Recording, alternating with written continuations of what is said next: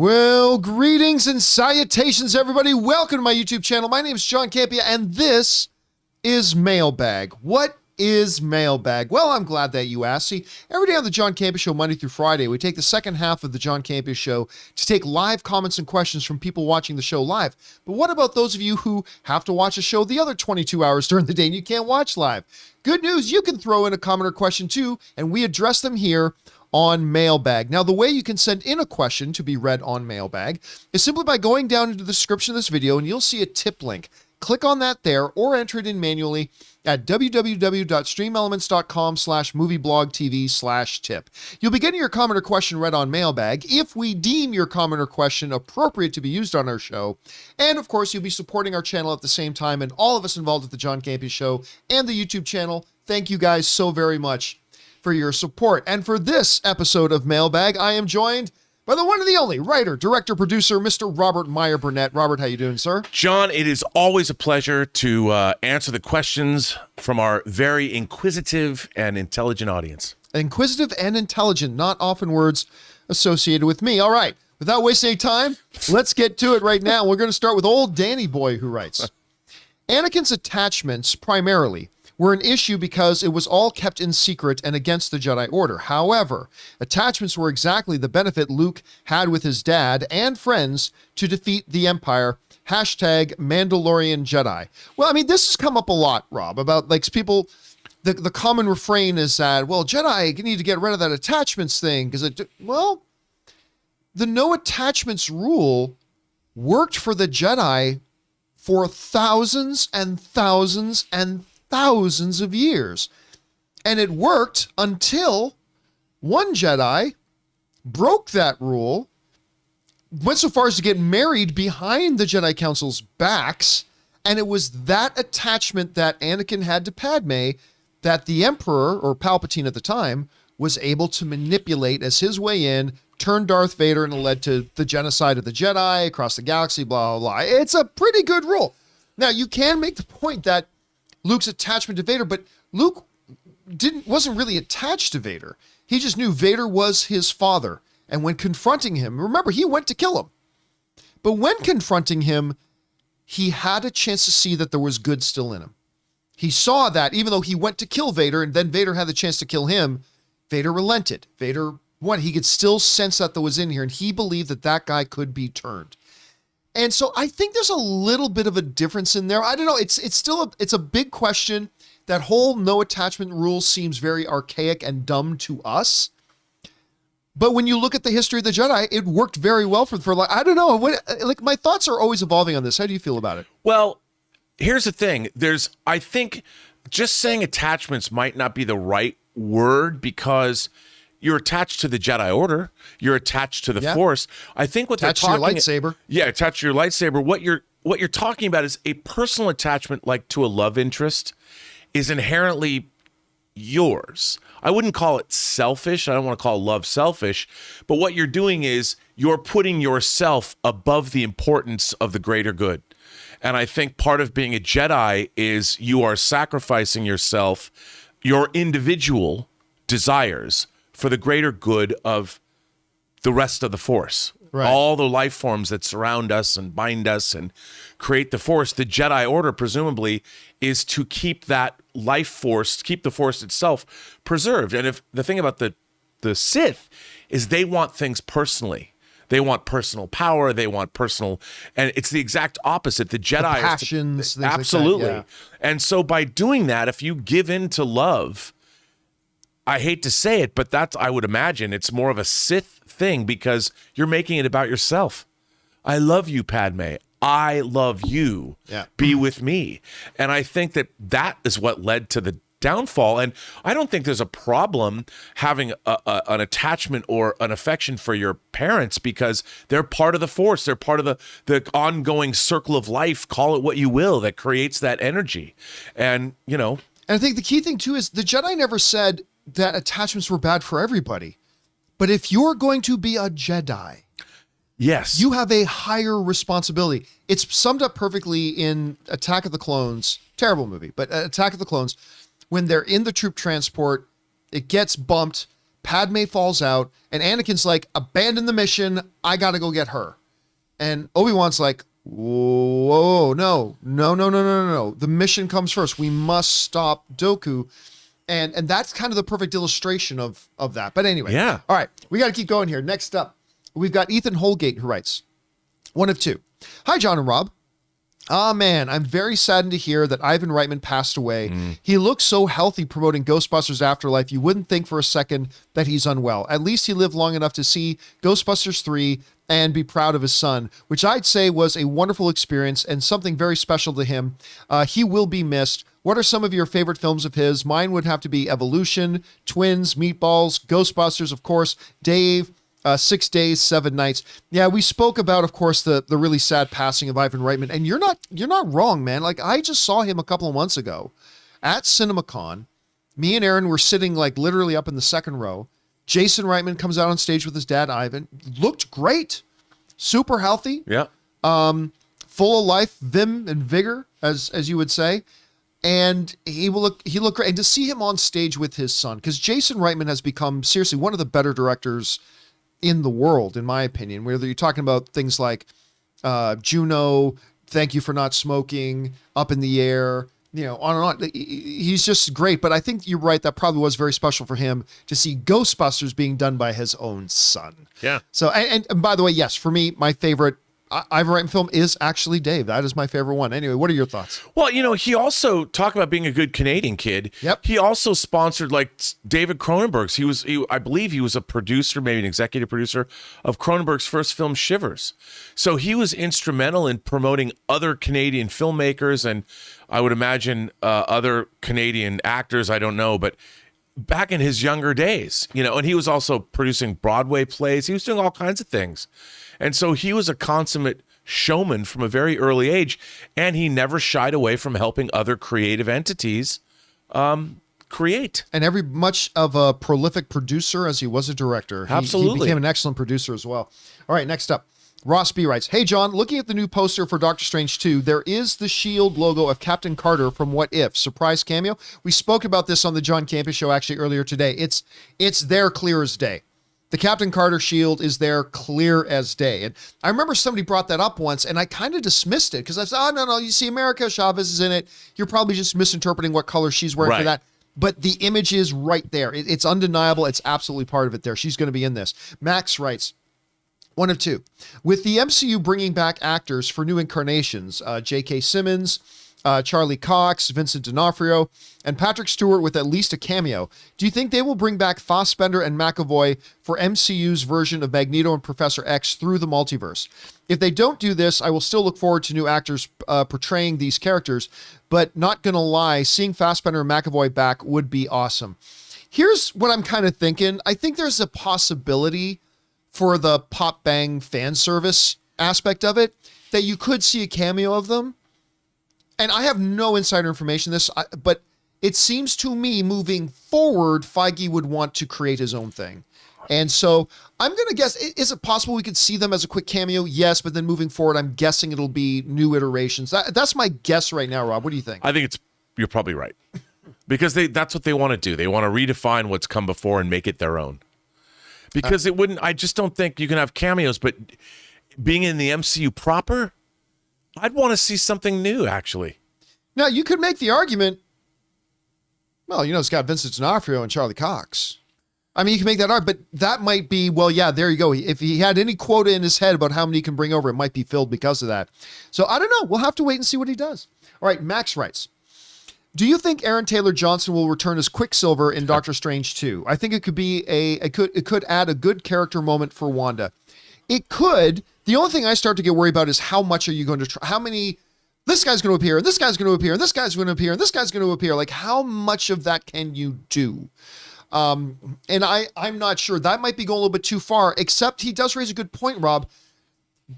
Aaron Taylor Johnson appearing again as Quicksilver, that is a direct narrative, yes, purposeful, big, important thing. It's not a random Wanda fact. It is a driving thing that is always with her, the loss of her brother. It could make sense. I'm still going to guess just guess. I'm going to guess no, we're not going to see Aaron Taylor Johnson, but I would not put any money against it either. What do you think? Could we see him? I wouldn't put money against either. He is playing Craven. They could probably call him up and go, yo, can you come by and play Quicksilver a couple days? We'll give you some cash, have some fun, act with your sister again. We'll be all good. That could be a little that could get a little convoluted though, because he is coming into the Sony Marvel stuff as Craven. It's going to be interesting to see. All right, next up, we got Peter Cunnington who writes, since the new Lord of the Rings show looks so cinematic and they spent so much money making it, do you think they should also put it in theaters week by week as well as on Amazon so that people can enjoy it in a theater? Would love to go see it. We had a very, very similar conversation to this the other day, Rob, about I think it was about one of the Disney Plus shows. I can't remember. But here's the thing. Would I love to go into a theater to see these Lord of the Rings shows? Absolutely, I would. If I was an executive of Amazon, would I do that? Hell no. The reason they spent all this money, the reason they poured so much money into this is to get people to sign up for Amazon Prime. That's why they did it. And so if you do something for a purpose, why offer an alternative that is counterintuitive to your purpose? So I would guess no, they won't do that. And I certainly wouldn't do it if I were them. What about you, Rob? Maybe as a special event to kick off the show. Maybe the first episode. If your information, we talked about how they might be like an hour and 15 minutes. Right. One weekend only, maybe to benefit charity or something. Make a big kind of event out of it. I could see the first episode. Now, what we talked about before, I could also see them doing, which is put it in theaters, but in order to qualify to buy a ticket, you must be an Amazon Prime subscriber. You know what? And they sell the tickets through Amazon Prime. Yep. So I could see that. That means the people are seeing it are Amazon Prime people, and you may get people signing up for Amazon Prime just so they can get that ticket to the theatrical experience. Yep. I don't know that they'll do that, but I think that's what I would do. I would do it too. All right. Next up, we got Kid Vader writes, do you feel Boba Fett was planned all along? You made a great point about really understanding the character. I don't think they did. Would have liked more flashbacks of younger life and Cad Bane animosity. Do you think there will be a season 2? I do not. Number one, do I think that Boba Fett was planned all along? Yes, it was planned all along. If you mean from the very moment that they planned the first season of Mandalorian, no, probably not. But probably very shortly thereafter. Like, they knew they were doing a Boba Fett series before they started shooting Mandalorian season 2. I believe that without question. I do think they understand Boba Fett. I just don't think they told a particularly great story. Right. I differ from you, Rob. When it comes to should we have gone back and followed the life of Boba Fett up to this point, I'm going to be honest with you. I had no interest in that. I'm interested in what does Boba Fett do once he comes out of the Sarlacc pit. Sure. Like that's where my personal interest was. I wasn't even interested in flashing back to just when he came out of the Sarlacc pit Right. and spending 3 episodes with the Tuskens. I thought that was a waste of time. And no, I don't believe. No, remember, I'm saying I don't believe. I've not heard anything from anybody to say yes, they're doing a season 2 or no, they're not. No, they're not. But I got to believe they saw what the response to Boba Fett season 1 was. It got great ratings, but been better than Mandalorian, but not everybody was a big fan of it. I think we will see more Boba Fett, but I think it's going to be a Mandalorian season 3, not a Boba Fett season 2. What do you think? Yeah, I mean, look, I think it probably was planned. The reason that I say, I keep going back to the title, The Book of Boba Fett. And I think to something like, think back to the movie Goodfellas. You saw different points in Henry Hill's life that informed who he was. At the beginning, he says, all my life I always wanted to be a gangster. And it goes from there. And I think that if you saw someone's early life, it gives you an indication of why or where they were going, as long as it informed the story. And I was thinking book, chapters of your life. That's what I was thinking because they called it that. But like you said, I agree. You didn't have to see him get out of the Sarlacc pit. I just wish that the story was more tightly focused and that it was more, I don't know what I'm supposed to have taken out. Where am I supposed to be with Boba Fett after the show is over? That's my question. And I'm like, that's where I think it ultimately failed to me because I have too many questions about what am I supposed to have learned? Like we talked about, he wanted to avenge the Tuskens. Look, there's still a lot in the show that I did like to see. I enjoyed some of it. It's just some of it just. I'm like, what am I as a viewer supposed to take out of the story you've chosen to tell me? What are you telling me about this character? Do you think there's going to be a second season? Well, I think looking at those ratings, I mean, it all comes down to does Disney feel, we don't have the numbers, but knowing it got a third more in the ratings than the Mandalorian finale did, or what? That's we might not ignore. Yeah, I mean that's really all that matters. All right, next up, Alex Detman writes. I'd watch it though. I would watch it too. I mean, it's still Boba Fett. I'm not going to not watch it. John, please tell me you got the email I sent with the pic of Tom Cruise. I don't know that I did. On set with an interesting goatee choice. The image is legit because my friend, who does hair and makeup for movies, took the pic herself after doing Tom Cruise's hair.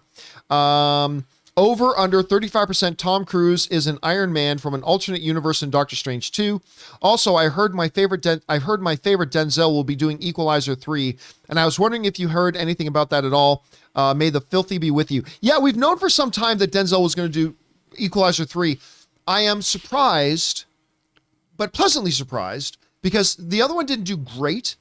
But I really like Denzel as Equalizer. Dude, like me too. Oh, I like him as Equalizer very much. I got to say, the way he looked at his watch, you know, he assesses the situation. It looks, I'm there for that.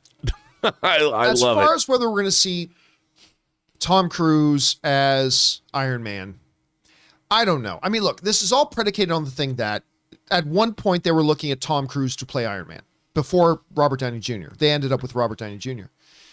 But not a lot of people know that. Right.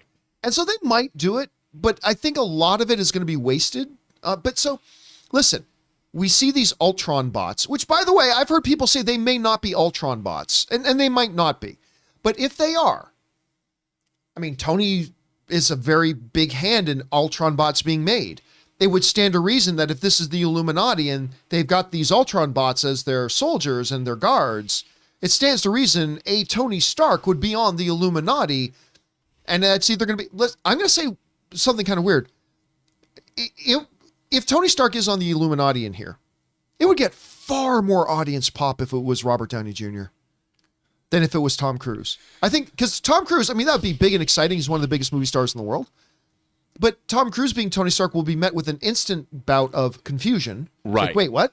If they panned the camera around to the seat beside Patrick Stewart and there's Robert Downey Jr., that audience would go nuts. Yeah. But yes, I think there is a very legitimate possibility. I'll go under 35%, but not a lot under 35%. I think there's a very legitimate possibility we could see Tom Cruise as I'll go over a little bit just to be different. Sure. But I think that, look, after seeing movies like Rockstar and seeing Les Grossman in Tropic Thunder, Tom Cruise is up to play.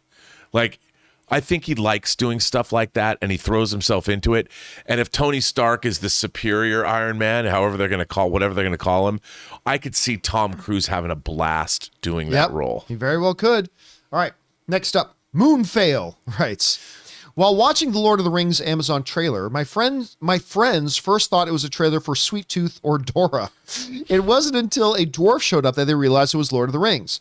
They'll see it, but that was such a generic, fake-looking fantasy trailer. Ooh, I 1,000% disagree with that. I mean, fake-looking? I thought the production value on that was... I love the city, coming into that harbor.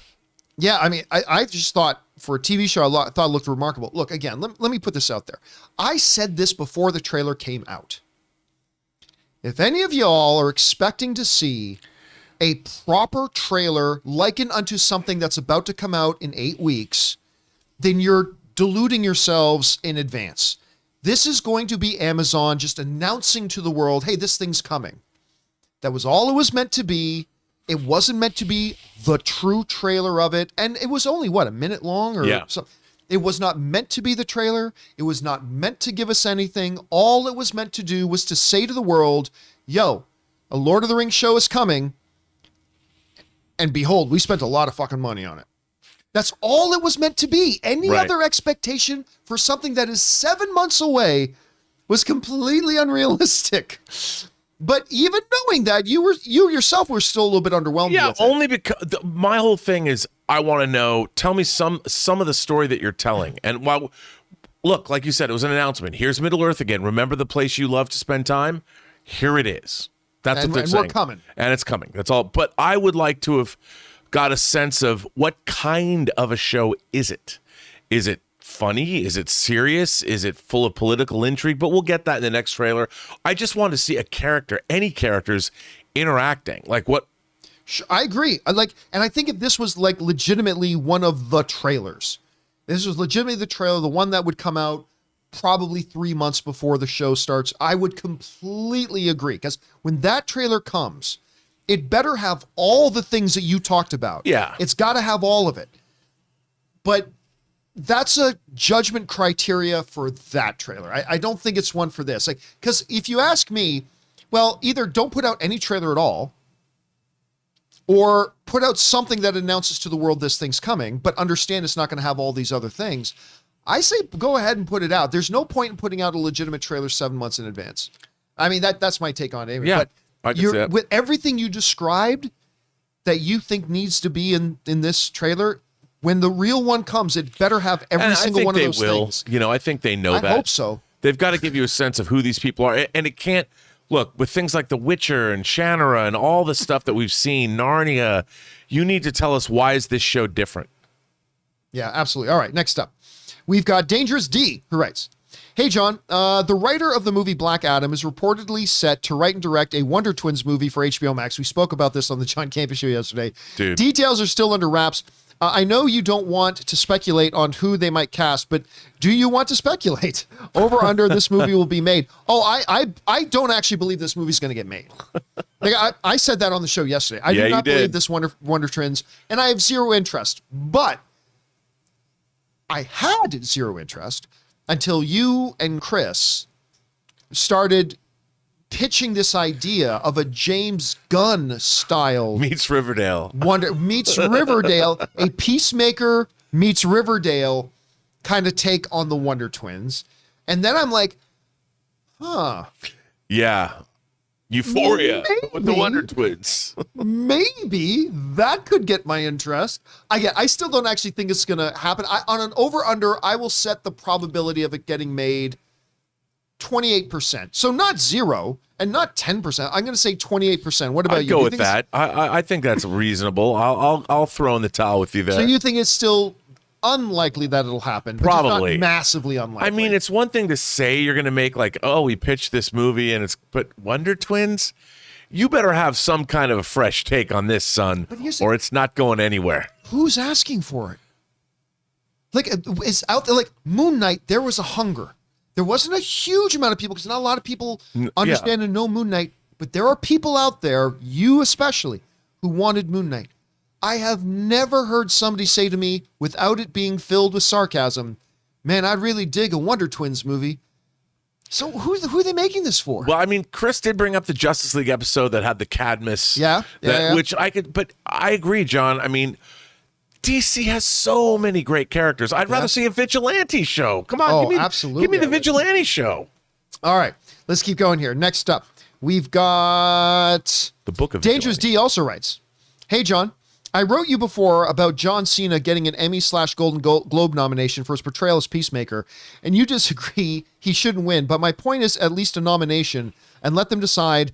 I didn't say he deserves to win one, although it'd be cool. Oh, no, he doesn't deserve a nomination. Make no mistake about it. And all of the performances of the incredible television we've had this year, listen, what John Cena has done in this show, I've enjoyed very much. Yes. Should his performance be in the same conversation as Brian Cox in Succession? No. Should John Cena's performance be in the same conversation as Kevin Costner in Yellowstone? No, it does not. It's a fun thing he did, and he's shown he's improving.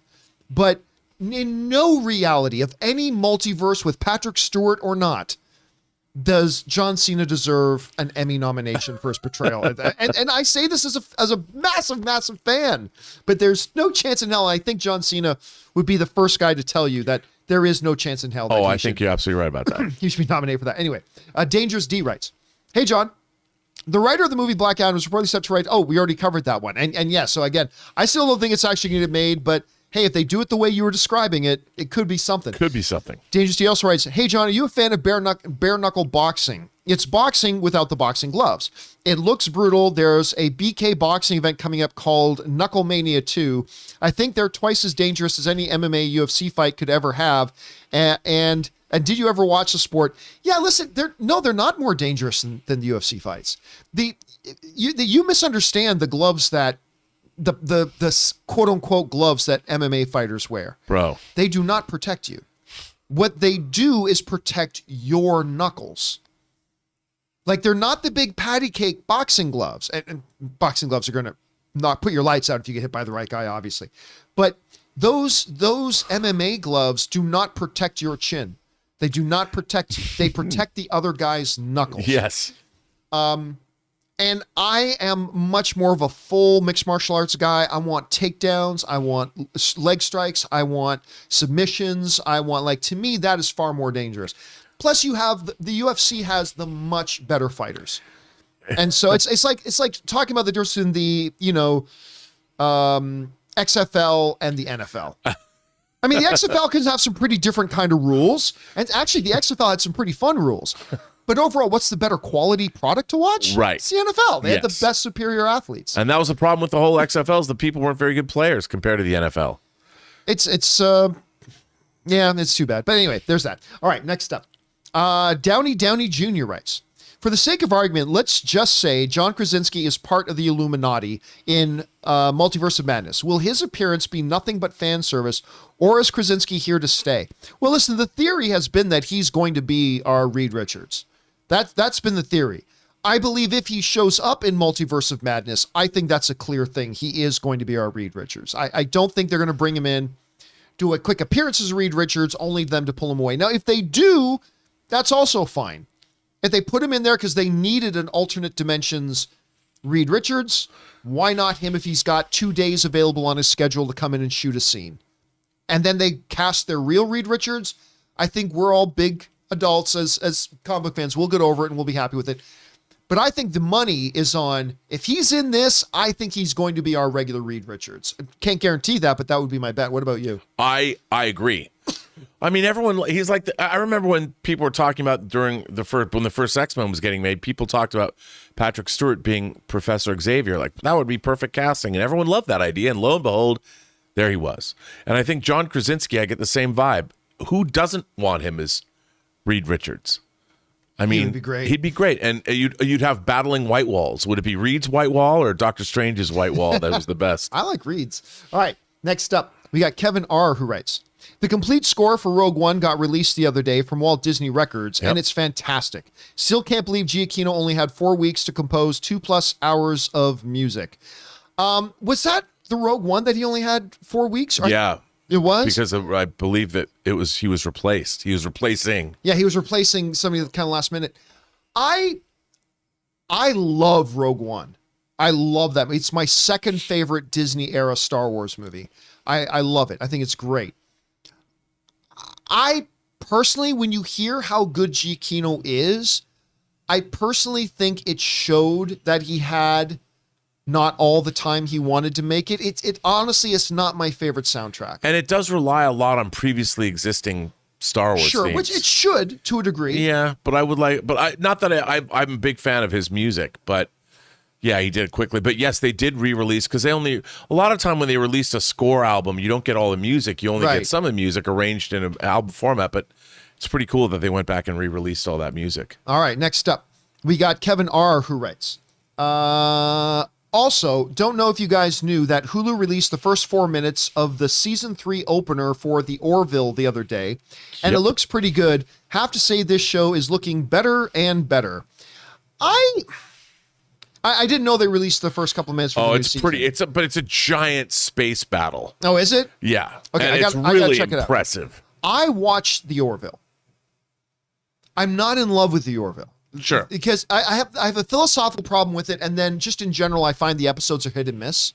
Like the whole story arc about them and the Kalon Empire and all that kind of stuff, I thought that was pretty cool. This is what this opening hit. It was very much Deep Space Nine and the Dominion kind of thing, or the Borg, or I mean, it very. Oh, and when you see this battle, you're like, "Yep, that's exactly it's what exactly what it is." It's. I'm not gonna lie, it still bothers me a bit that it is such an overt ripoff of Star Trek. Homage, John. No. There's homage, and then there's blatant ripoff, and it rips off everything about everything it can find to rip off about Star Trek. It rips off. You're not wrong. But the results are there are some storylines and episodes that are really great and fun and funny. They did one that was really insightful. I'll be honest, sometimes they try to do really insightful, thought-provoking episodes and just does not work. But the one they did that I thought really worked well, remember the one where they came across the planet where they had absolute democracy? Yep. And it was kind of a commentary on social media. I and all really that kind liked that episode. I forget the name of it, but I really liked it. I don't remember the name of it either, but it was a very interesting, thought-provoking kind of thing that was very much a reflection, like a good Star Trek, original Star Trek episode would be, that was a direct commentary on something that we were facing as a society or something like that. So I watch Orville. It's a little hit and miss to me. I don't like how much of I would like it more if they at some point strive to be their own thing, but I'd be lying if I didn't tell you that I at least enjoyed enough to keep watching it. Yep. And they have some killer episodes. And I love Seth MacFarlane. I love Seth MacFarlane. And I like all the other actors too. Yes. I think the characters are great. Adrian Padalecki and like the performers are great. Seth or Norm Macdonald. I know. Affet? Offit or something like that was the name of the little blob character. Miss him in that. All right, let's keep going here.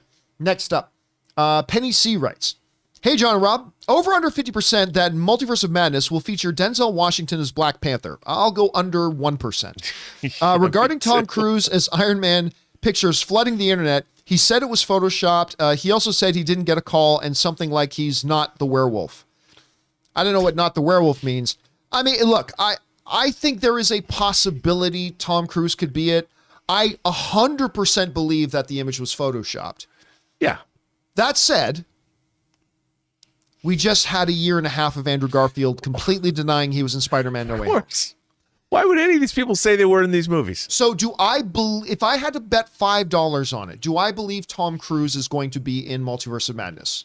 No. If I had to bet $5, I'd bet no. But do I believe he won't be because he said he's not? No, absolutely not. No, Chad. Where do you think we are? Dude, I'm with you 100%. No, I won't believe anything anybody says. I mean, this movie is based after coming off the heels of What If and the variants and the Spider-Man No Way Home. I'm like, give me a break.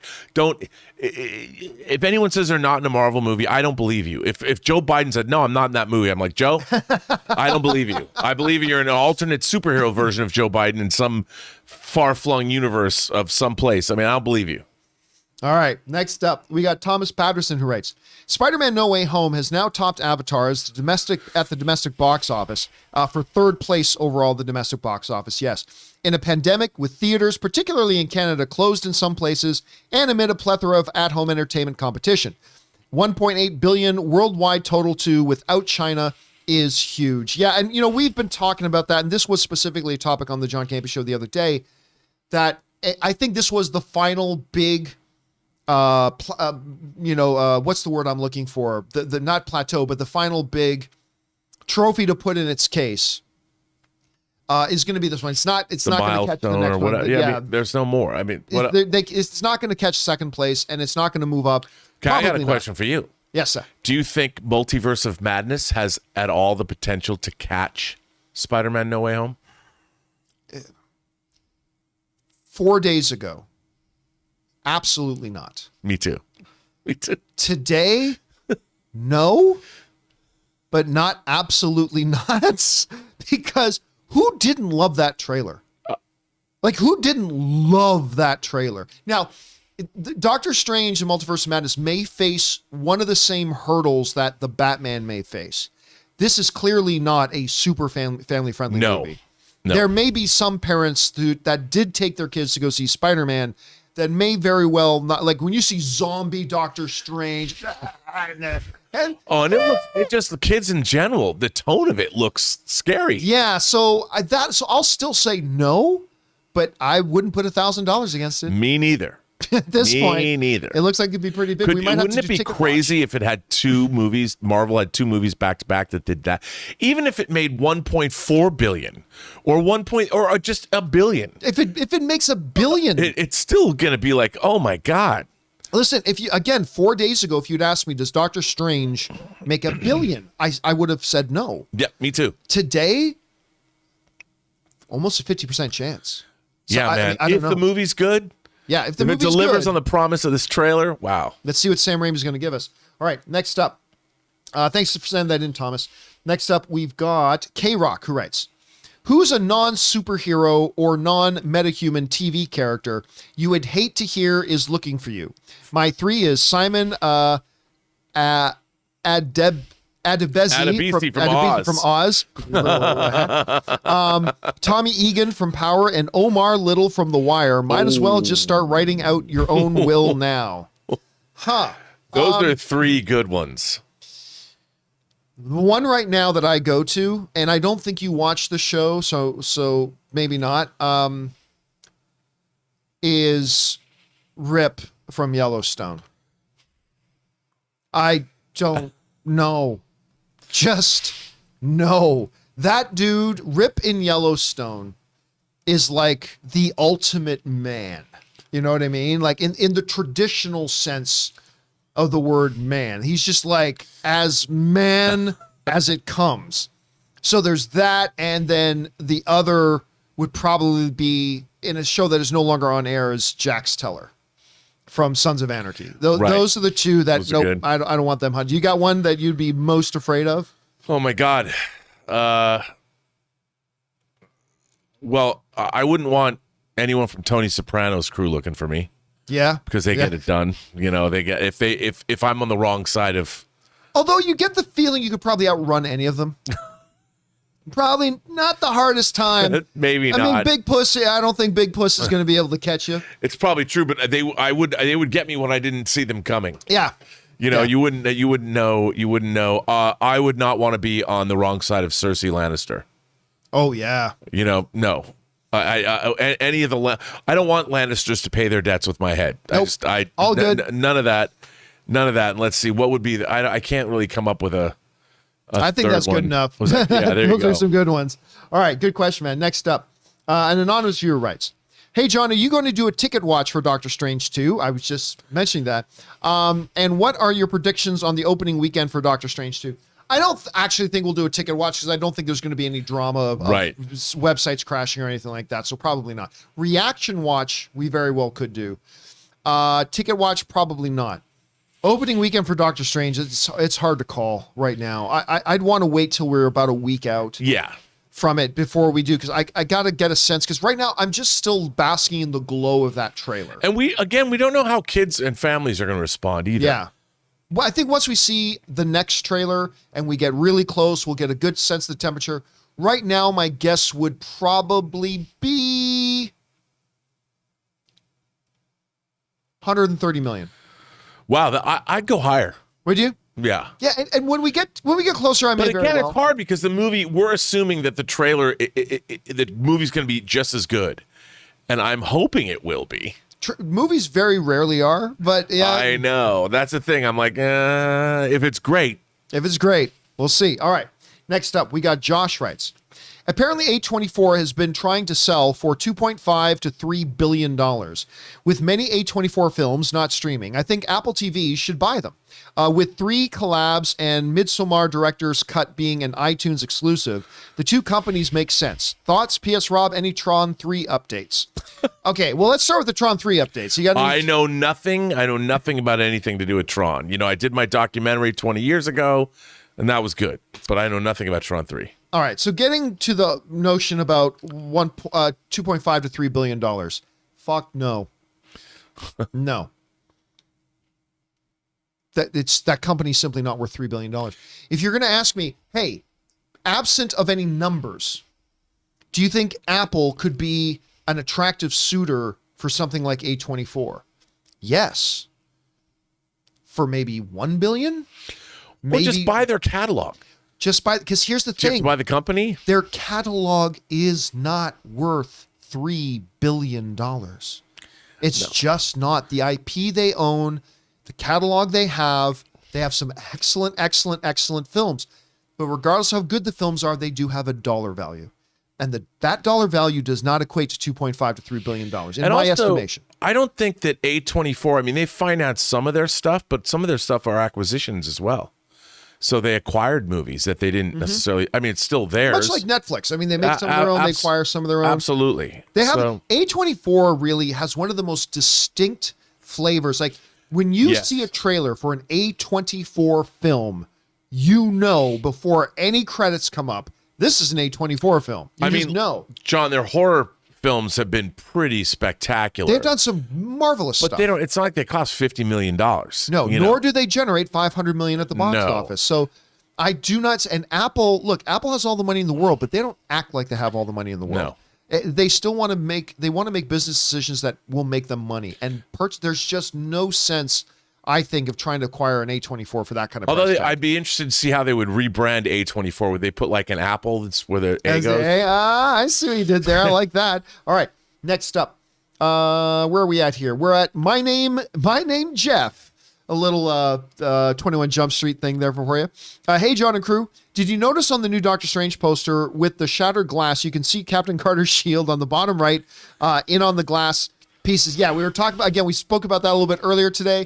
And a little bit earlier in this show, it's absolutely there, clear as day, no denying it. I like I said, I kind of dismissed that notion at first, and then I saw it, and I was like, oh no, it's right. Like there's no denying it. It's right there. That poster's the new Rorschach test. Like I said, I see. What do you see? I see the Spice Girls, including Jerry, and I think anybody looks at that poster, you can just see who they are from what they see in the shards. All right, next up, we got Tommy who writes, just a theory. But with the Ultron bots being in the Doctor Strange trailer, is there a possibility that Ultron is one of the members of this film's Illuminati? I can't see them doing that. No. If anything, I think it points towards Tony Stark. I don't think it points towards Ultron. Agreed. I mean, hey, but Kevin Feige done Stranger Things. Although I'd love to see the Infinity Stones Ultron that we saw in the animated What If show up in this. I don't think that it will. But I loved Infinity War or Infinity Stone Ultron. I can't wait. They're making a hot toy figure that cannot wait. That looked really good. It was really cool. Looked really good. And the most dangerous thing ever. All right, next up. Who was that? That was Tom, I think. Yes. Banjo-Kazooie writes, 1 of 3. I understand why you thought it was dumb that Ghidorah's ghost was possessing Mechagodzilla. I thought it was very stupid. And yes, it's kind of dumb. But I've seen dumber things in old Godzilla movies. No. The reason why I love it is because in most of the old Godzilla films, Ghidorah always gets mind controlled, which I really hate. Ghidorah is my favorite kaiju. So when I saw Godzilla vs. Kong and they put a power source in Mechagodzilla, and Ghidorah was like, nah, boy, you ain't controlling me. I'm mind controlling you. I was like, F yeah. So I was so happy. Finally, he's not mind controlled. Anyway, I completely understand why you thought it was dumb, but I hope now you'll understand why I loved it. Hey, listen, man, you love what you love, dude. Don't you worry about whether or not I liked it or not. Damn right you go for it and love that. I didn't have that kind of connection to the character, though. So for me, it just felt dumb. It just felt dumb, right? But now, Rob, you were a big fan of Godzilla King of the Monsters, which I was not a huge fan of either. But I can't remember where did you I was like in the Godzilla middle. versus I Kong? liked the battles, but I thought the human stuff in Godzilla versus Kong was so dumb. And apparently the maglev train that goes to the center of the earth from Florida to Hong Kong. Come on, through the cursed earth or whatever. It was a little goofy. A little. But the battle in the ocean with the aircraft carrier was awesome. Oh, dude, that made coming back to the movies. I loved it. Totally made it worth it. All right, next up, we got Trevor Summers who writes, "Hi from England. Thank you for writing in from England, Trevor. I just read that the Batman has been classed as an AMC Artisan Film. What does this mean exactly, and does it increase your anticipation for it? Gotham is like England, gray and rainy. I thoroughly love your show. Thank you all." All right, thanks a lot for sending that in. And yes, this came up the other day. that somebody mentioned that AMC had classified Batman as an artisan film. So what does that mean? Now, I never dealt with this stuff when I was at AMC. So my basic understanding is it's a label that AMC will put on a film that they believe has specific and certain artistic quality to it that maybe other films don't. You know what? Let me look it up here for a second. Okay, this is what it says on the AMC official site. Filmmaking is an art, and AMC is its museum. Actually, that's kind of a cool, I like that. I kind of like that line. I was going to make fun of it. It's actually kind of a good line. Filmmaking is an art, and AMC is its museum. And just as there are masterpieces of traditional art, there are exceptional works of film. AMC Artisan Films brings a curated gallery of the finest movies to AMC where everyone can enjoy them. And any movie with the AMC Artisan Film seal is an artist-driven film that advances the art of filmmaking. You know what? Gotta love that. I'll accept that. That's cool. That's pretty good. Now, remember, this is still just AMC's opinion, but that's not a bad thing for AMC, because the folks at AMC, and I know a number of the film purchasers at AMC, if they sat down and watched it and said, hey man, this should be an artisan, we should classify this as artisan. Yes. That's not a bad thing. But remember, it's only AMC's opinion, but still, that's not a bad thing to have. All right. Great question, Trevor. Thanks for writing that in and asking, man. All right. Next up, B. Wayne, New York writes, hey guys, so while watching the BMW Super Bowl spot with Arnold and Selma Hayek as Zeus and Hera, I couldn't help thinking what a great comedy series this would make. Ancient gods adapting to modern world. The possibilities are endless and could be hilarious. Thoughts? Well, what you're describing, B. Wayne, is a very old trope in Hollywood, the fish out of water story. You can, whether it's Crocodile Dundee or whether whatever. The fish out of water story is a huge one. Of course, they started promoting the Super Bowl spot in advance. People thought it was a movie when you had Arnold Schwarzenegger dressed as Zeus. I got to say, though, I'm watching that commercial. I'm like, he don't sound Greek to me. Ain't nothing about Arnold sounds Greek. But seeing him and Selma, I like the commercials I did. I thought it was kind of funny. What do you think of it? I thought they were fun, and I could see that being a sitcom. We kind of Bewitched and I Dream of Jeannie were like that. Powerful creatures, and then Immortal being like, you can't use your powers. I mean, like, if I was married to Bewitched, I'd be like, use your powers. Get me anything you can. Get us money, get us fame, get us fortune, whatever. All right, next up. We've got an anonymous viewer who writes, Theory. Illuminati tells Strange that his Wanda is too dangerous and charges him to take care of her, or they will take more drastic measures. Strange opening a gateway to trap her inside the Darkhold, then allows other dangerous entities to enter his reality. I didn't get, that's not a bad sounding story. Nope. I didn't get any of that from the trailer. Right, I didn't either, but I like kind of where you're going with that idea. I just didn't see that in the trailer. Could be, though. Now, we talked about this one theory on the show the other day. There's a theory going out there that Doctor Strange, his nightmares are actually him experiencing the murder of other Doctor Stranges across the multiverse. And then he finds out at the core of all of it is Wanda. Wanda's always the cause of the destruction in parallel, and he finds that out, and hence this Wanda's a problem. And then that, you break the rules, you're a hero. I break the rules, I'm the enemy. Right. Doesn't seem fair.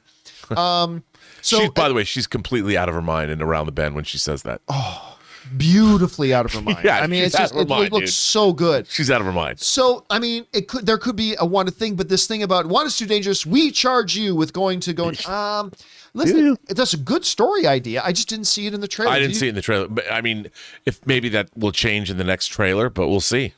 All right, next up, we've got Korea Got Soul writes, hey, John and the gang, my wife and I just saw Power of the Dog, and oh my God, it was great. Superbly acted and fantastic directing, especially from Cody Smith-McPhee. What he would do to protect his mother. I think he's going to walk away with an award. Thoughts? Listen, I've said this before. I will say it again.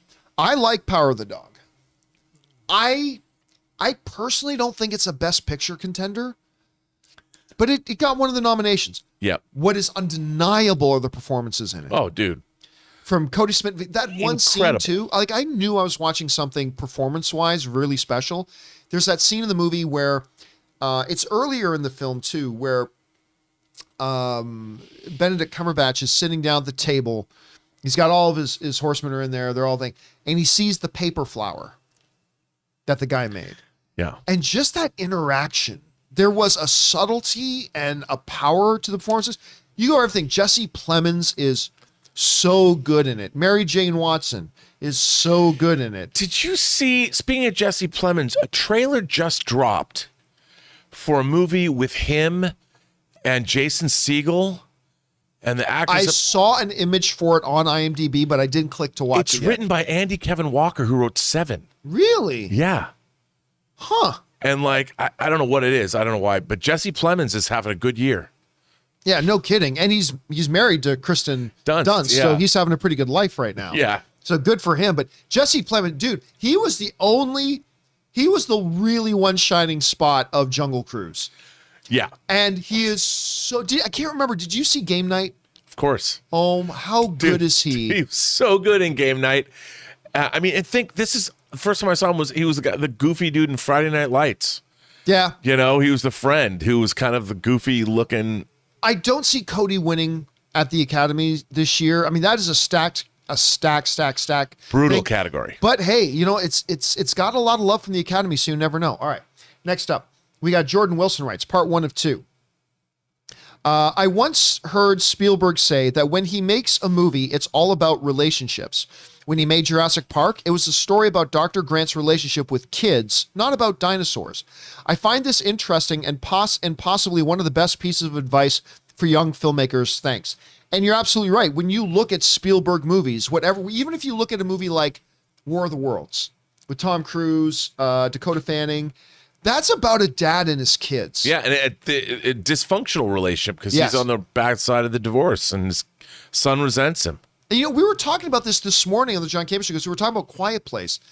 And, you know, Chris has not watched Quiet Place yet. And I said, here's the thing. The movie's not about the monsters. Right. It's not about that. That's what's so impressive about Krasinski as a director. He gets what directors like Scorsese and Spielberg gets. He makes it about characters and relationships and the context that they're in.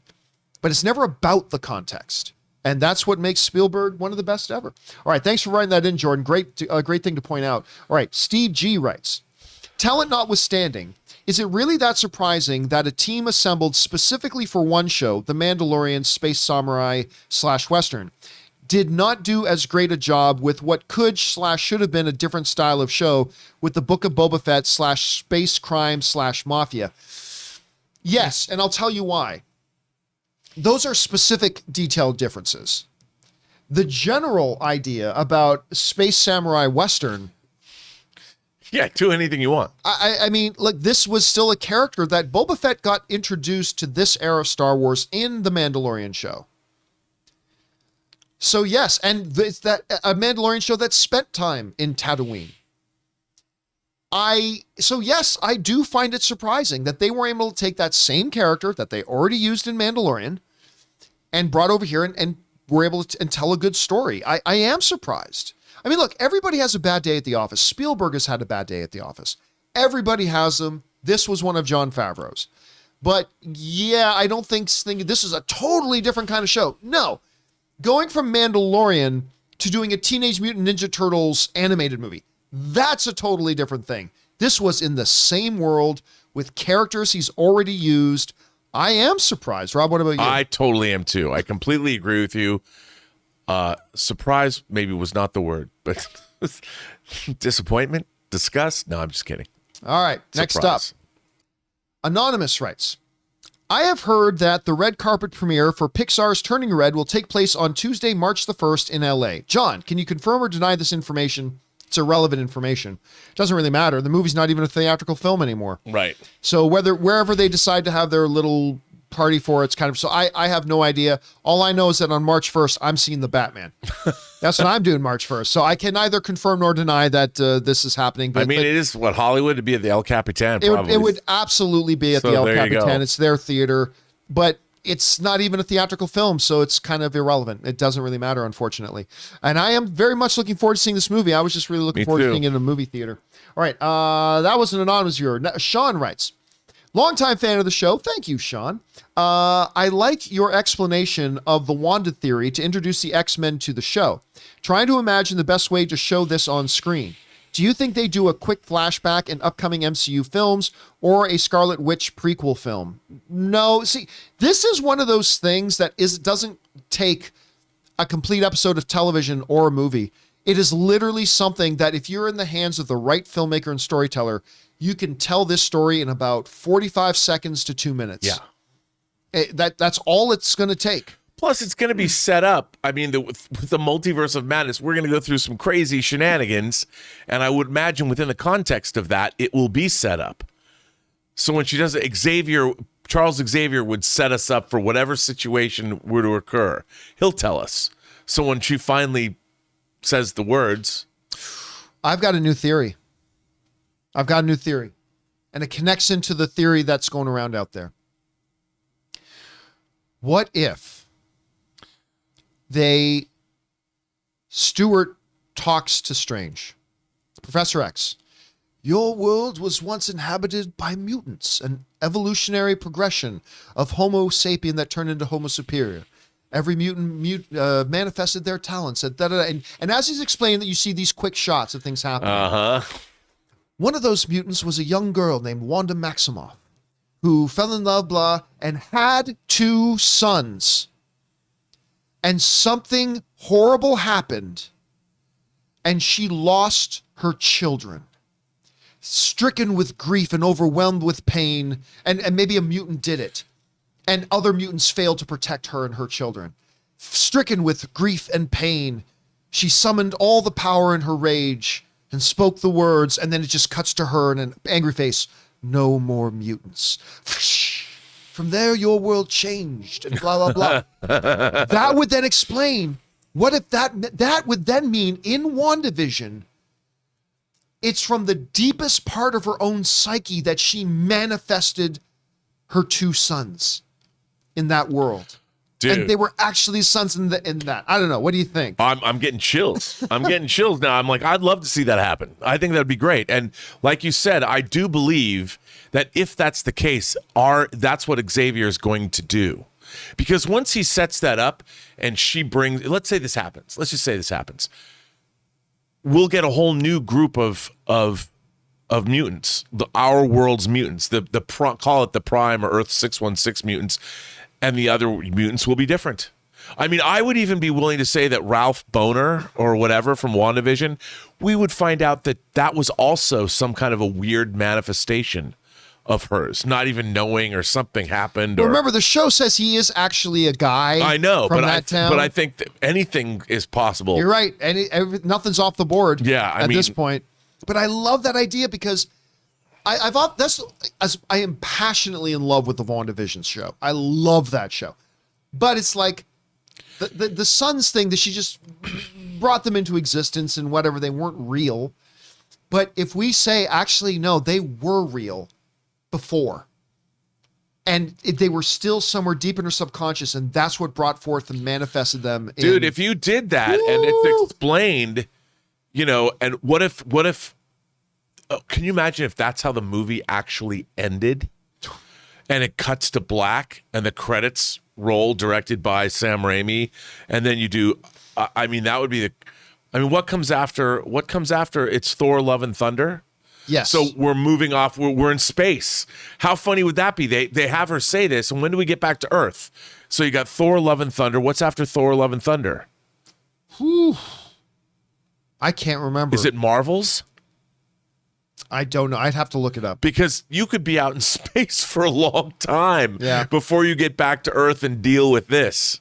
But don't forget, the Disney Plus shows are also coming out that take place on Earth. That's true. That's true. But it's going to be interesting to see, though. All right, let's keep going here. Next up, MD writes, 1 of 2. Hi, John.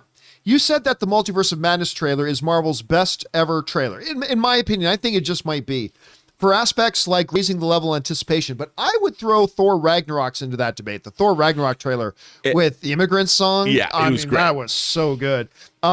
Fused about a third Thor movie. Fussed about a third Thor movie.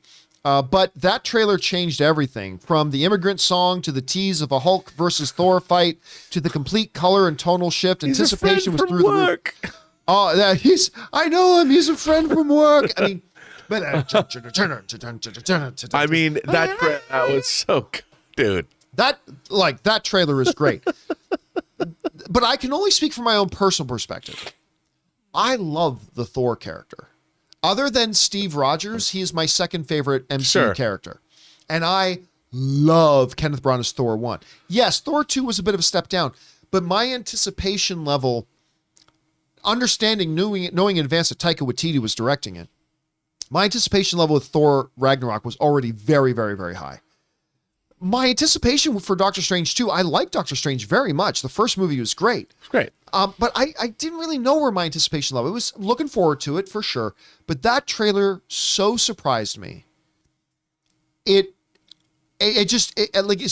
me personally, it just elevated that. But listen, there's a very strong argument to be made for that Thor trailer. I don't know. When you think back now about all the great Marvel trailers, I'm thinking this one might be the best one, but maybe it was Thor. Maybe it was another one. What do you think? I mean, I don't know. Guardians of the Galaxy was unexpected. That was a great trailer. You know, and those are the things. That's the thing that jumps to my mind. And also, I keep thinking back to, remember Captain America, Civil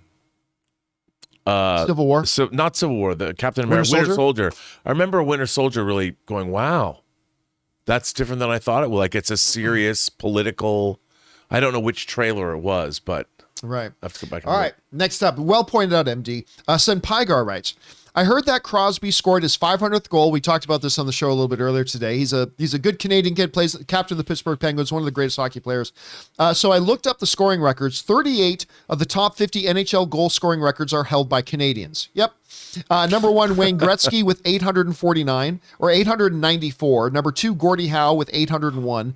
Number three, Jaromir Jagr with 766. Number four, Alex Ovechkin, who's still playing, with 761. Then Sidney Crosby, number 45 at 500. Yeah, I mean, look, it's no big surprise. Hockey is a Canadian-dominated sport.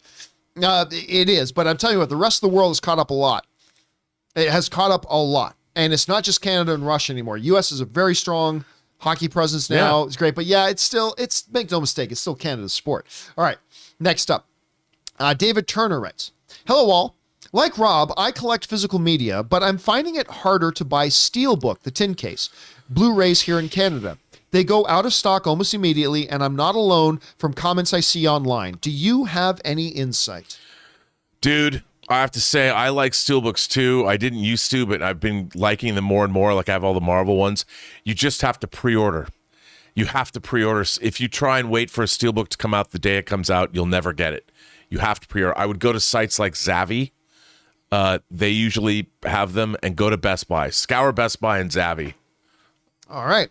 Next up, Hot Rod Todd writes, I don't think you've ever covered it, but what was your opinion of the final lightsaber duel between Obi-Wan and Maul in Rebels? I was very underwhelmed by it. Twin Sons. Despite it being over so fast, some say it's the best Star Wars based on its build-up and aftermath. Thoughts? No, listen, I am a big Rebels fan. I'm a little unusual in my Star Wars loving brethren that a lot of my Star Wars loving brethren prefer Clone Wars. I do not. I vastly prefer Rebels. And they teased right from the beginning of the season. They showed Obi-Wan in the preseason trailer for the season coming up. And then everything was building up to it. And they got to it. And it was thrust, parry, parry, dead. And I was like, really? We've been building up to this all year for thrust, parry, parry, dead.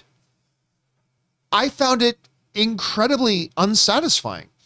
Now, what was great was as Maul is dying and Obi-Wan is holding him, and, they talk about, basically Vader comes up and all that kind of, it was a great moment. It was a great scene, but all I can do is speak for myself as a big fan of Rebels. I love the show. But that was a particularly unsatisfying thing to me. I don't know, Rob, did you ever see that? I did, and I agree with you. It was not, I wanted something much bigger. Yeah, I agree. All right, let's move on here. Next up, we have A.V. Callie, who writes, strange desecration of reality goes far beyond what he did in SpiderMan No Way Home. I think he lied in Infinity War. We never had one shot. Thanos was supposed to win in our reality, or Thanos was supposed to win in our universe. This probably caused a cascading effect in other universes. Also, Wanda is witch, not mutant. Okay, so there's a lot to uncover there. Guys, please proofread your stuff before you send it in. I don't believe that Thanos was supposed to win. I think one of the MCU properties actually covered that Thanos was supposed to be stopped, I believe, at any rate. But no, I do believe Thanos was supposed to be stopped. Whether or not that Wanda, look, I believe the original intention, I don't just believe, it's clear. The original intention of the MCU when it came to Wanda and Pietro was they are not mutants. That was the original intention. They were brought into the MCU. This is when Fox was still going strong, and they held the patent on mutants and all that kind of stuff. And that's why when they brought them into the MCU, they were in the hands of Hydra, and they were referred to as miracles. And they had their powers kind of experimented into them with Loki's staff. That was always the intention with them in this universe. But they now own Fox. And I think Kevin Feige saw that as an opportunity, and they may very well, there's no reason now that they can't say, actually underneath it all, they have a mutation and they're mutants. And that seems what they're doing. What would be so cool is it would fit right in when Wanda said no more mutants. Yep. Part of what she would have done is make sure they weren't mutants either. Yep. You know, and figured it out and did that. And it would be so great to bring them back. And by the way, if she brought them back, who's her daddy? Does White Vision come back? I mean, who is the daddy? Who was the father? Magneto. Oh, who's her daddy? Yeah. Yeah. Magneto. Dude, could you imagine if that's how the frickin' multiverse of madness ends? Like the multiverse, whatever, and yet, you think, or whatever happens, and the movie ends, and she says mutants or whatever, and let's say it's Fassbender, or I don't know who it is, but it ends with her saying, "Hello, Father." Come on, man. I mean, they're gonna have to do some creative story writing, because they've already set up in the MCU her and Pietro. We saw the flashbacks in WandaVision of her dad and her mom and all those flashbacks memories. Those flashbacks were post-reality altering memories. That very well could be. Because she would have to figure out, if mutants are gone, then if her father was fucking Magneto, she would have to get rid of it. And maybe, I just think this idea, the more I think about it, you just brought up some extra stuff in this conversation that's now made me start going like, the two kids, that's a genius, dude. I mean, that just adds to the whole trauma idea and the grief that she felt and everything. Like, and with Vision dying the way that just, even though she changed the world, her grief is so deep. It's so part of her psyche that she thought she tried it once by changing the world. Then she loses Vision in this new reality. And then she's conjuring up her kids. I mean, she's so far. Can you imagine? She's that crazy. So in Multiverse of Madness, if it's her behind everything, the reason it is because that's how nuts she's become. And by the way, if you go back into the comics, because they brought up, what if the Illuminati says Strange after one? Okay. If you go into the comics, the whole surrounding House of M stuff, Xavier himself is extremely concerned about Wanda and is actually contemplating that she might have to just be put down because of her ability to completely alter reality and stuff like that. And the fact that she's kind of unbalanced. He's like, she might just be too dangerous to live. And that comes into it. But by the way, I want to point out something too, that AV Callie writes in there, she's a witch. She's not a mutant. Well, I'm going to say this. Who says it's one or the other? Who says it's one or the other? That mutant? He's not an accountant. He's a mutant. No, he's both. Beast isn't a scientist. He's a mutant. Well, no, he's a mutant who's a scientist. Scarlet Witch very well can be a mutant who is also a witch. And because she's a witch, there's no doubt about it. She is a witch. I mean, WandaVision laid that out pretty damn clear. She's a witch.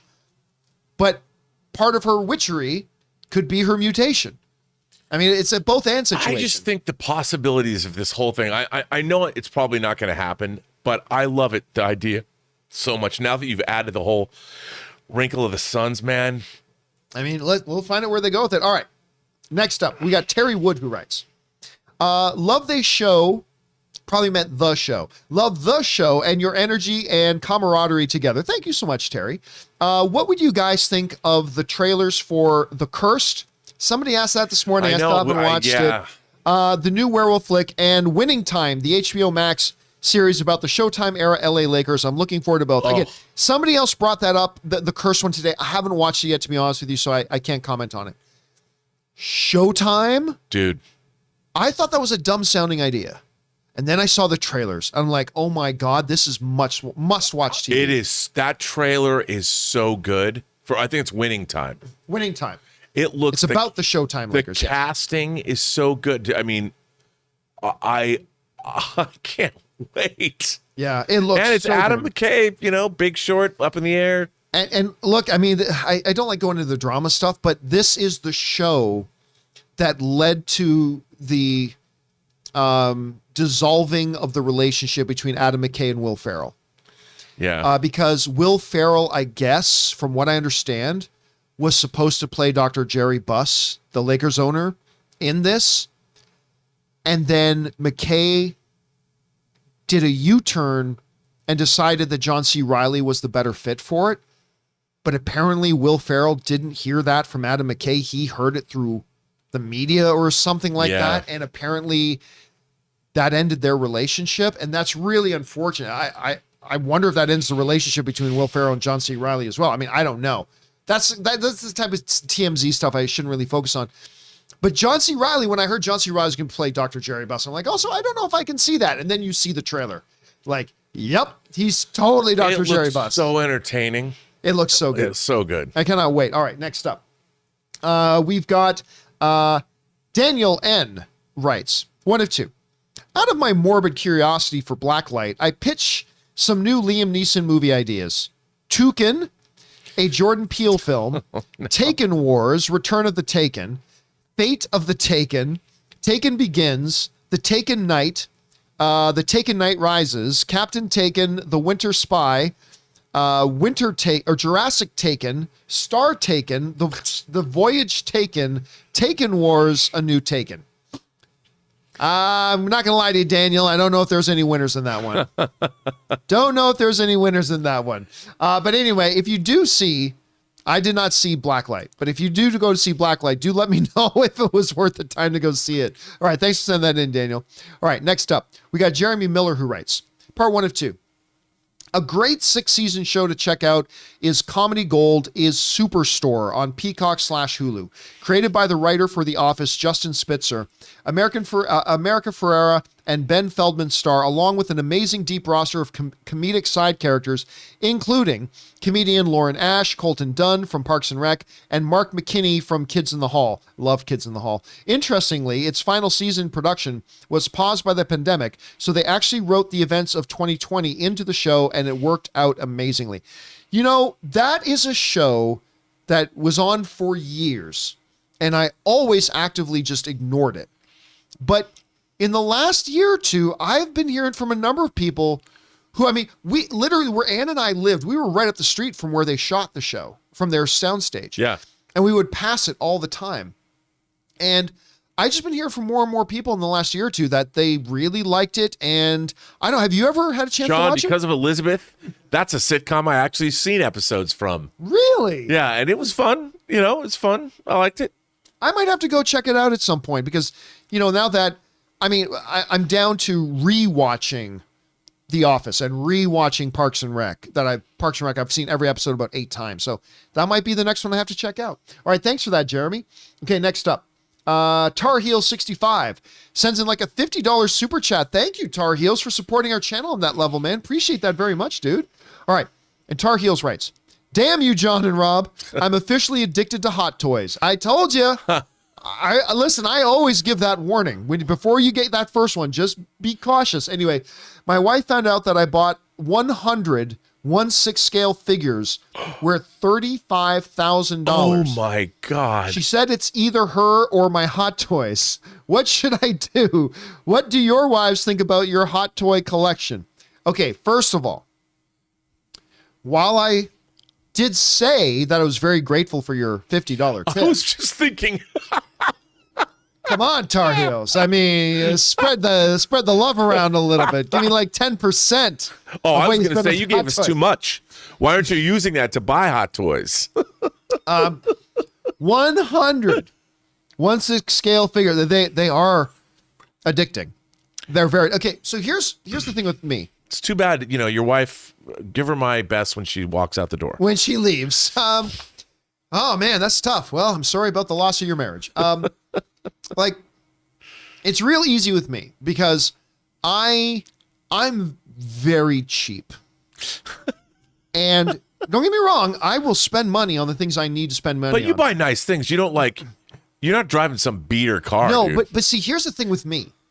Your solar panels aren't cheap. No, but this is how, but I bought them to save money. Yeah, that's true, but still. Yeah, I bought the solar panel. So my parents always drove into me a couple of financial principles. One of which was buy things you need before you buy things you want. Mm-hmm. So like, good one. I will spend money on this studio. Things that are for the business, things that make us earn us our living and earn us our money. I will spend money on that stuff. No questions asked. I will definitely spend money on that because it's what earns us our keep, right? Makes sense.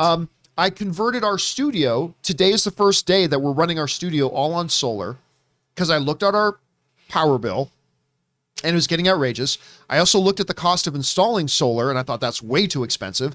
I found a duct tape and glue way to put together a little solar system that will run this, put some miles on my Tesla, all that kind of stuff. Pretty dope too, I gotta say. I kind of like it. It's I pretty really cool, do like it. I'm dude. excited. Come Like, on. right now, the air conditioner, this computer, the lights, everything's all running off my solar batteries, which I'm really excited about. And today's the first day we're doing it. So spend money on the things you want before you spend money on things you need. Or sorry, reverse. Spend money on the things you need before you spend money on things you want. The second financial principle my parents gave me is this. Never buy anything on credit. If you can't afford something other than a house, Right. if you can't afford something, you can't afford something. And so my principle is the reason I drove a 16-year-old car for prior to this year for like the last 6 years, a hand-me-down 16, 17, 18, 19-year-old car, is because I couldn't afford to buy a new car.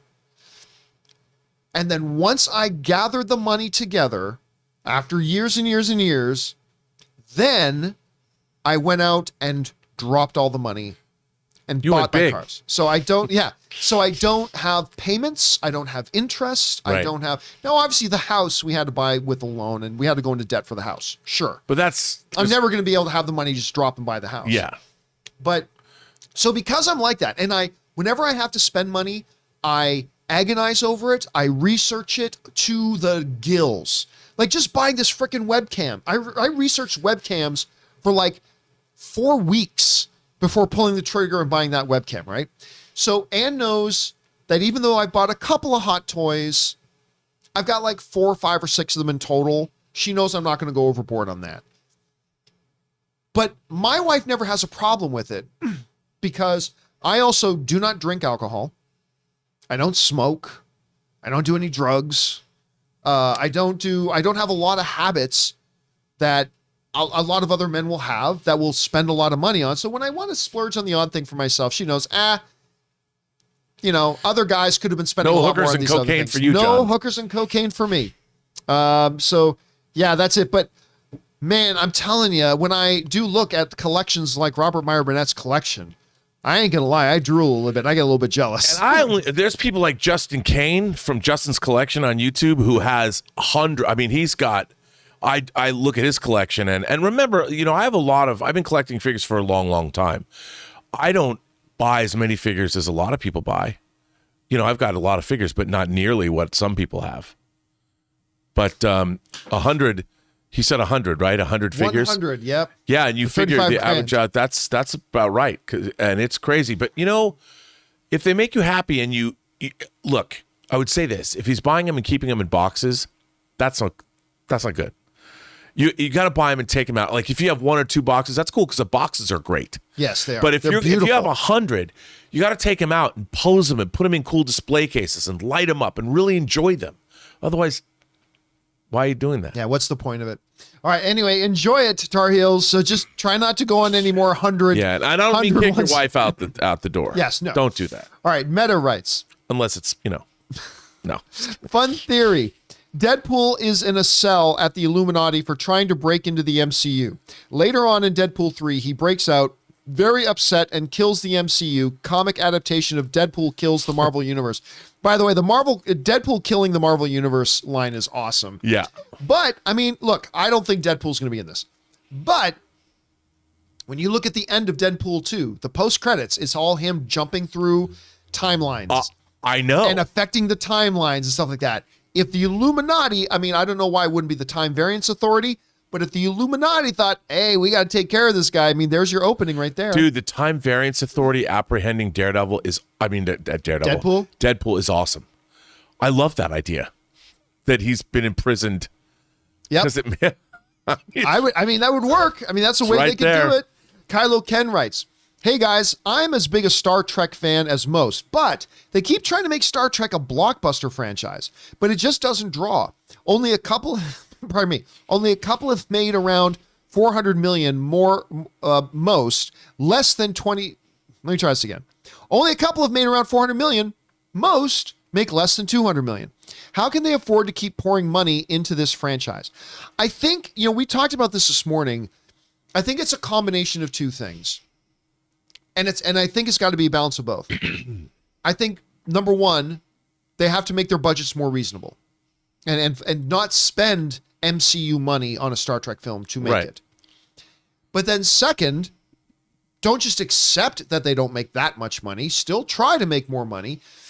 Get better marketing, because I'm telling you what, while I think Star Trek Beyond was my favorite of the new era of films, it was horribly marketed. That trailer was awful, like garbage awful. Yeah. So they need to do a better job at enticing new viewers, all that kind of stuff. So they need to do better with their marketing, but also at the same time, on the other side, they got to spend less on the movie and just, go that way. What do you think the key here is for them to kind of turn this around? Well, I think our viewer's right. The thing about Star Trek is I think that the Star Trek movies are less interesting than they should be. They're constantly going after these villain tropes. If you look at the classic films, the most successful of the classic Star Trek movies was Star Trek IV: The Voyage Home. And there was not a traditional villain. The situation, the extinction of the whales, was what caused this alien probe to destroy our oceans. And they had to go back in time. And as John pointed out earlier, you have a great fish out of water story. This is a great science fiction story. Double dumbass on you. Double dumbass on you. This is a great science fiction story that has a great comedic element, a great adventure element, and a great moments for character interplay. And it didn't have to cost a lot of money, but at the time in 1986, it made over $100 million, which is the biggest Star Trek film had ever grossed. And I think they need to get back to that kind of storytelling where you don't have to spend $200 million on an adventure like this. And like John said, you build up to it. The problem is that we've had 3 Star Trek movies with the cast, and it's basically the same movie. There's a villain who wants to do something dastardly, and our characters have to stop that villain. That isn't Star Trek. All right, next up, we've got, where are we at here? We are at Orange Grove 55, who writes, hey, Rob, was in Avengers Campus the other day, that's over at Disneyland, and thought how the Ant-Man references are kind of a nice indirect homage to your favorite defunct Disneyland attraction, Adventures Through Inner Space. Yeah, Voyage Through Inner Space.